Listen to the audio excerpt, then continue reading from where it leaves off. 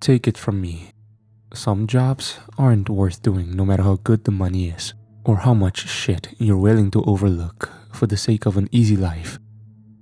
I've worked the doors of more dive bars, brothels, and bad businesses than I can count.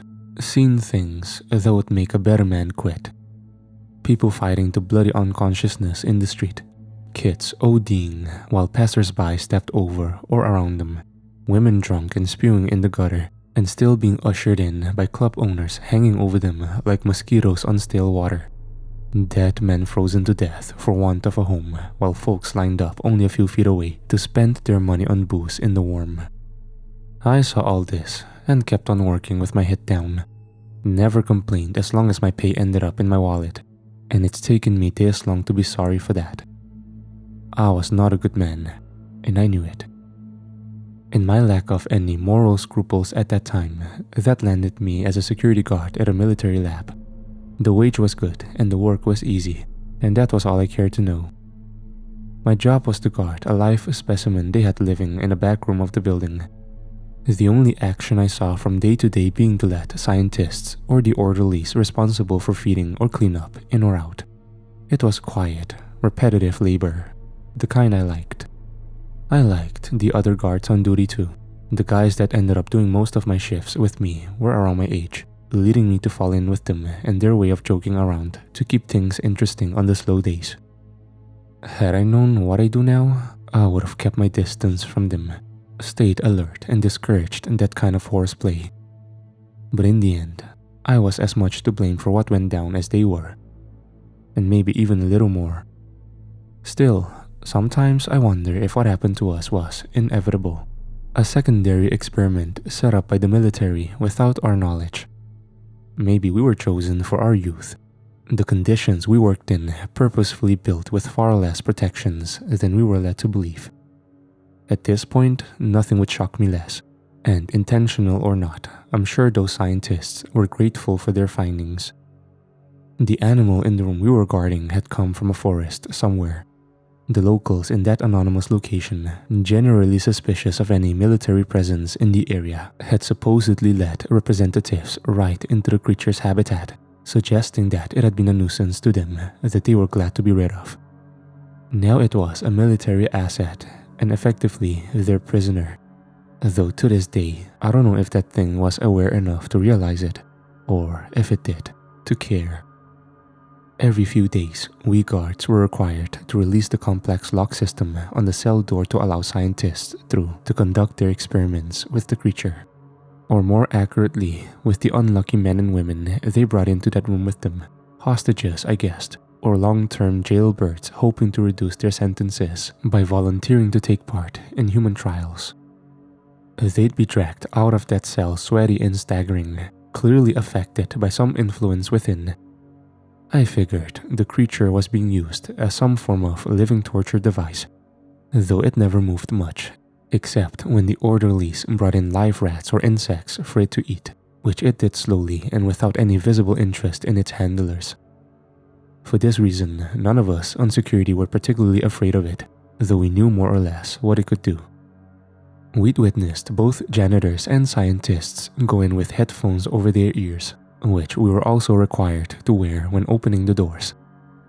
From watching through a reinforced glass panel, we deduced that the creature made some sound that affected the poor saps brought in to meet it. You'd see its body trembling as they entered, the rudimentary hole it had as a mouth falling open over its flat teeth.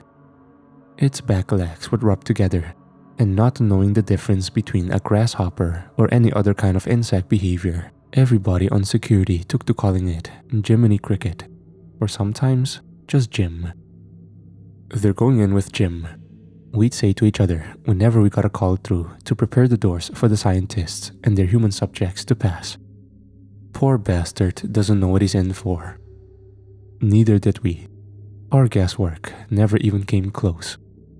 Through the long, quiet hours in between test days, my team and I would end up talking about the thing that we were guarding, kidding around really, mainly to shock off some of the unease that came off extended periods alone with our charge. While we weren't scared of it per se, it wasn't comfortable to look at. The cricket had an oily, hard-shelled exterior. Its bald head eyeless, but vaguely humanoid. Its limbs might have been too, only all 6 were folded backwards like a bug's and tapered into fingerless ends. The creature was smaller than the average man, or looked to be, until the fleshy brown sheets it had as wings opened out, which they sometimes did while it ate, taking up half the wall. The cricket could have overpowered any of its keepers easily if it wanted to, but I guess it hadn't the smarts to try. Or else, it had enough to know it was onto a good thing, getting food and board with so little effort on its part. No one on security knew much about it, except what we could see for ourselves. The dogs wouldn't tell us anything and shut us down whenever we tried to ask. As far as we knew, the only risk the creature posed to human beings was in the cry it made when anyone approached. And even then, the symptoms appeared to be temporary, wearing off as the subjects were led away from the room. At that point, we hadn't heard the noise ourselves due to the mandatory headphones, as well as the walls and doors of the cell being heavily soundproofed. We wanted to know what exactly could be so bad about it that grown adults would start retching and crawling around on the floor to get away from it. And there was no way of finding out without experiencing it with our own ears. It didn't occur to us that it was better to leave our curiosities well alone. We were all barely more than kids at the time, bored and stupid and worn down by all we'd seen into a dangerous apathy. Besides, the human subjects had always come out of that room alive, and so we had no reason to think the sound would cause any lasting damage. One shift, we started seriously planning how to go about our personal experiment without being fired. We had full control over the security cameras, which could be switched on or off from outside the room, as well as the lock system, making it easy for us to enter and exit rapidly and so avoid being caught. My youngest colleague, Carson, volunteered to go in first. At 22, he looked a good 5 years younger, stood bouncing on his heels and whistling, full of adrenaline. "Let me in, boys," he said. "I'm ready." We did as we were told, the heavy doors sliding apart as we released the locks, then closing at Carson's back. Watching him through the glass panel, my other colleague, Stanmer, and I made mocking gestures at him, our headphones secured over our ears.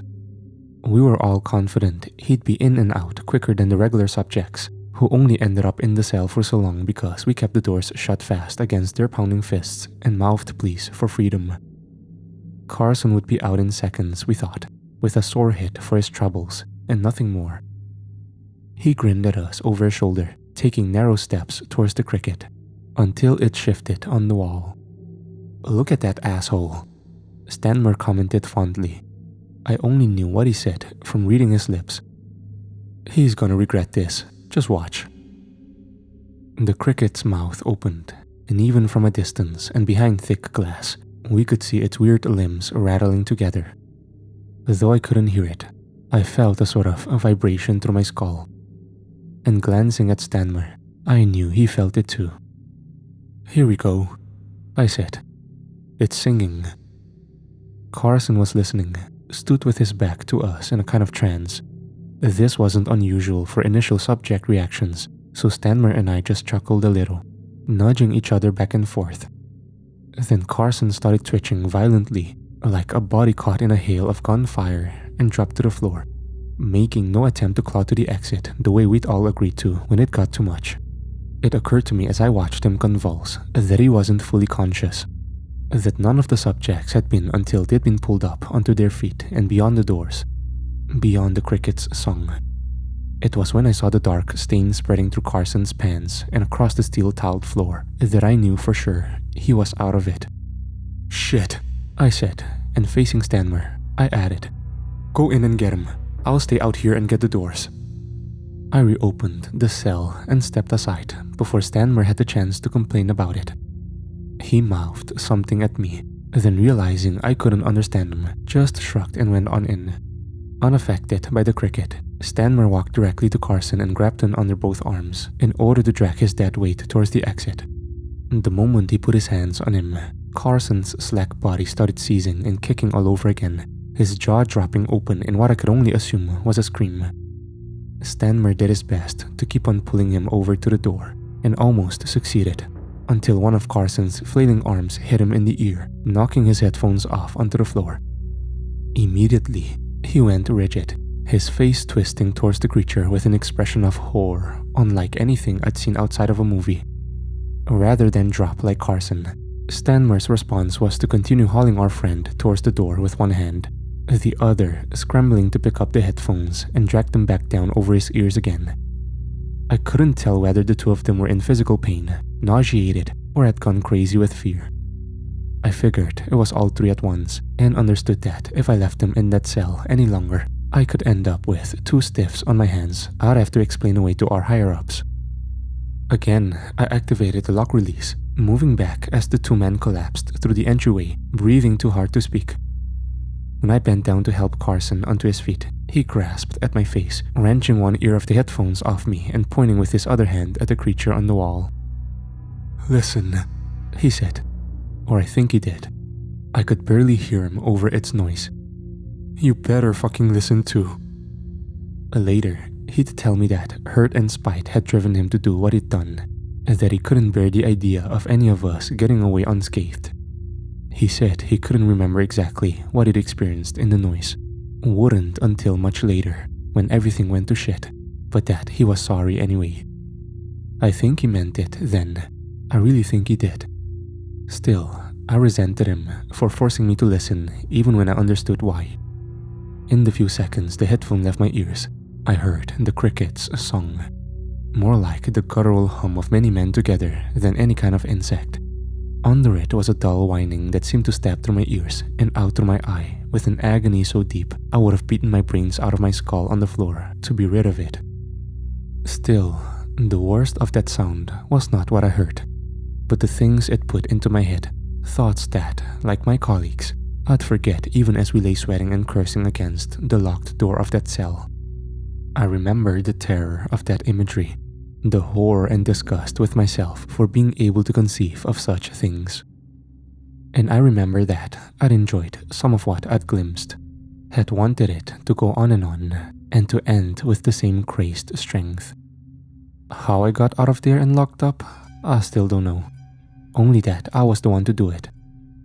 Later, it was Stanmer that, with headphones safely secured, cleaned up the inside of the cell and helped Carson get himself together. The kid was almost mute, shaking and chucking his guts up in the nearest bathroom for almost 2 hours. Once our shift was over, the three of us stood smoking together by our cars, our hands trembling like we were drunk. "What did you see, Mac?" asked Carson. I looked hard at him, but saw nothing but an innocent questioning in his eyes. "Hell if I know," I said. "But if I'd hung around in there like you, I would have been in a wooden box by tomorrow, I can tell you that much. You wanna know what I think? The military's gonna kill with that cricket, and they're gonna take out however many civilians are in hearing range of their targets. They won't give a damn." Carson looked like he might pass out again. "Come on guys, we knew who we were working for," said Stanmer. "Don't act like you didn't see something like this coming." But he said it gently, with sympathy. He'd experienced the sound too, after all, and had hated it as much as we had. "We should quit," said Carson. "I ain't sticking around. This is too fucked up. I'm out." I would have gladly gone with him, but I couldn't admit it. "If we drop out this early into the game, the bosses will know something's up," I said. "And if they know we're bailing with classified information on our hands, we're all in deep shit. We need to lie low for a while, play it cool." It seemed unfair to point out that Stanmer and I wouldn't have heard anything at all if Carson hadn't freaked the way he did. Though both of us were thinking it. We knew he'd taken the cricket's song the hardest, and we couldn't kick him while he was down. "Christ," said Carson queasily. "I don't know if I can do this." "Tough shit," said Stanmer, and he flicked the cigarette away into the snow. "We were dumb enough to open that door. We gotta be smart enough to see this shit out to the end." So we kept working at the lab for another couple of weeks without a vent, though Carson was jumpy and looked green around the gills every time we opened the door for the cleaners or the next sorry subject to be sent in. He couldn't even bring himself to look through the glass panel anymore. Stanmer became fascinated with it. He'd always have his face to that window, his breath steaming it white. I heard the locals used to put tree gum in their ears so the cricket couldn't get to them. Stanmer said once. The noise is to keep competition out of its territory or some shit. Must be more of them out there somewhere. I looked at that cheap paint job on the wall and tried to ignore him, hoping that if I did, he'd drop the subject. By then, I decided the less I knew about that creature, the better, wishing I'd minded my business like I had all those other times before. It was 5 a.m. on a Monday that I got an unexpected phone call just before my alarm went off for a rare morning shift. Cursing, I answered my cell. "Stanmer?" I said. "You've got to be fucking with me. What is it?" "Look at social media, man," he said. "You still got accounts, right? Any of them. Open them up. Check the news articles. Now." His voice was dull and dark. I'd never heard him talk that way before, and it sent something through me deeper than cold. I pulled up one of my barely used profiles online and started to scroll. Immediately, the same headline was being shared by every page and person I followed. I clicked the link to one of the articles and sat reading it in the early morning darkness. There had been a mass shooting at an office block in the next town over. Every man and woman leaving work gunned down before they had a chance to comprehend what was happening. Even the security had been taken out. The shooter had access to all the doors and an in-depth understanding of the building's layout and weak points. The young man had entered, slaughtering the occupants in relative silence until police had arrived at the scene, hoping to apprehend him. At this point, the shooter, covered in blood and visibly distressed for the first time since the incident began, started shouting at the officers from an open window. "I saw it," he said. "I heard it. Then I saw it. I wanted it. I didn't want to, but I did. I wanted to do it." Then he turned the gun on himself and had blown a bullet through one ear and out of his left eye, dying instantly. I couldn't stop replaying the clips that had been taken from the scene, pausing on that bulge-eyed, tormented face. A face I knew, had seen daily at my side for months on end, smiling and laughing. I didn't dare bring the shooting up at the lab, where Stanmer and I regarded Carson's replacement in distrustful silence. Only after our shift had ended did we even mention his name, crammed knee to knee in a tiny bar at the fringes of town. He must have been fired from security at that office years ago, I said, trying to pretend that I hadn't been dissecting and analyzing Carson's dying words obsessively all morning. Must have had a grudge, decided to go back and see it through. "Nah," said Stanmer, shaking his head. "Maybe that's the way they'll spin it, but he never worked there a day in his life. Never even knew shit about it until he went in with Jim that day. See, Carson turned up at my place last night just before it all went down. Asked if I remembered anything else about that cricket. I said no, and how I planned on keeping it that way. So that's when Carson told me it was all coming back to him. When the cricket sung to him, he started seeing flashes of what he was going to do at that office building. Knew how to get there, how to get around, even how he'd feel doing it. The murder, how he'd kill himself when it was over. Hell, he said he even liked the idea, even though he swore he never thought that way before. He said he was scared he was going to drive out there and do it that same night. "Like shit you are," I said. "What would you go and shoot a bunch of people for just because some bug in a cage told you to?" The way he looked at me, Jesus, I'm getting chills just thinking about it. He had those crazy eyes, you know, that smile. "I want to do it," he said. "I know how good it's gonna be, just as sweet as that song." Then I swear, he started humming, and it was like that cricket sounded, all those voices, but it was just him standing there. Stanmer took a drink, looking at his glass like he wished he'd never get to the end of it. "Why the fuck didn't you tell me sooner?" I asked him. "We could have done something, stopped them." "I took Carson's gun," said Stanmer. "Made him promise to go and see a doctor in the morning. He calmed down. Seemed like I got through to him, you know. But I guess he had another gun somewhere and just went out of town instead and did just what he said he would." I pushed my own glass away, sickened by it. "Jesus," I said. "So what, you think the cricket made him go crazy? That he wouldn't have done it if he hadn't gone in there with it?" Stanmer made a face. "I ain't saying that. I think it brought it out of him, found something in his head. Just a dark thought like we all have sometimes. Potential, you know. And instead of being just a thought, suddenly it was something he wanted. I swallowed back a thick ball of saliva and stood up. Well, you better tell me if you start remembering that shit in the lab, alright? If you start wanting to shoot somebody, hell, I'll tie you down if I have to. Just talk, you hear me? Stanmer laughed uncomfortably. He wasn't the opening up to people type, more the quiet kind that stepped in when others needed something from him. Sure, said Stanmer. Same to you, Mac. I mean it. Stanmer held his hands up in defeat. Alright, fuck, I swear it. I don't remember a damn thing I saw when Jim was singing, but if I do, you'll be the first to know. I wasn't. A week later, it was Stanmer's face I saw in the news in an old photograph of him and his wife Amelia, laughing together on a trip they had taken the previous year. One night, Stanmer had taken a knife to bed with him and stuck it in and out of Amelia so many times that, when the cops turned up, they couldn't tell if the thing with him on the mattress was even human, until they saw the bones. After killing his wife, Stanmer had driven that same blade through his own ear with such force and at such a severe angle that it emerged through his left eye. Shouldn't have been possible, the professionals stated, but he'd done it all the same.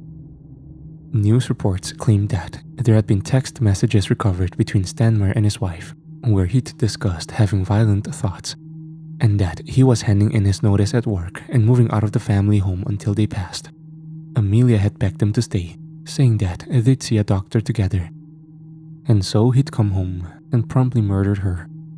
The same old story, people said. A jealous husband turning like that. It was never out of the blue. They'd find some hint in the past, if they went looking, and then it'll all make sense. But though maybe there was a streak of that kind of violence in Stanmer, I knew what had brought it out of him. Imagined him humming under his breath as he'd driven up to the house that night. A hum like many voices in one. Something's going to come out in me too soon if I don't make a move. I'm going back to that lab again tomorrow for one reason, and that's to put a pair of those headphones on and shoot that cricket through whatever soft spot in its shell I can find. Maybe that'll stop what's happening to me. Maybe it won't. If it does, the military will probably find a way to get rid of me anyway. Something quiet and convenient you'll never even hear about. But I've made my peace with that. I've started thinking about my mother, you see, and how I've always hated her. I know how I'd kill her, if I did it. And I know that it would feel good to me.